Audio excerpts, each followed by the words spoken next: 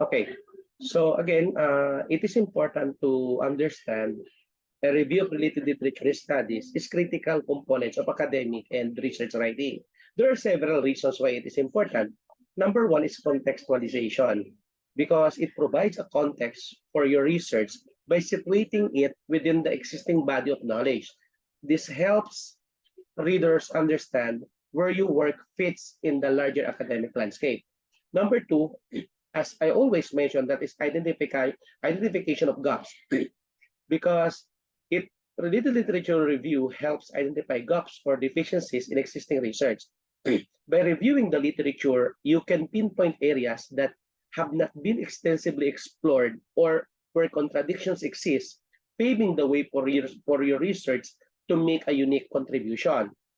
Another is the theoretical framework. Review related literature assists in developing the theoretical framework for your study. Previous literature can offer theories, concepts, and models that can be applied or adapted to your research, providing a solid foundation for your work. Another is methodological guidance. Reviewing literature offers insights into research methodologies used in previous studies, and this can help you in selecting appropriate research methods and tools for your own investigation. Another is avoiding duplication. In reviewing literature, it helps you avoid duplication of efforts, because by being aware of what has already been done, you can ensure that your research question is novel and that you are not replicating a study that has already been conducted. Another is building credibility.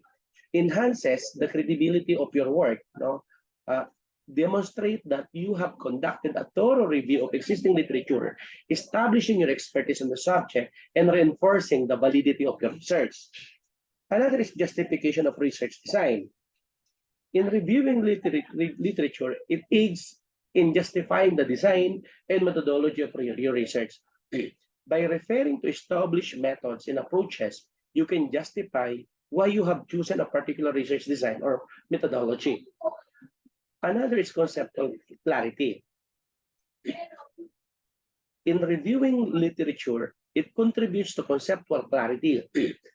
Understanding how previous researchers have defined and operationalized concept can help you refine and clarify your own definition and operationalization.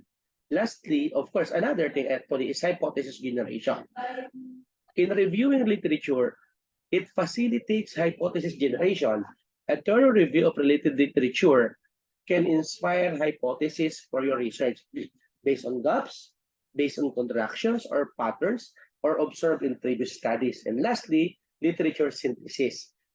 Some of the, of course, majority of the universities and colleges are requiring us to have a synthesis right after our review related literature related studies.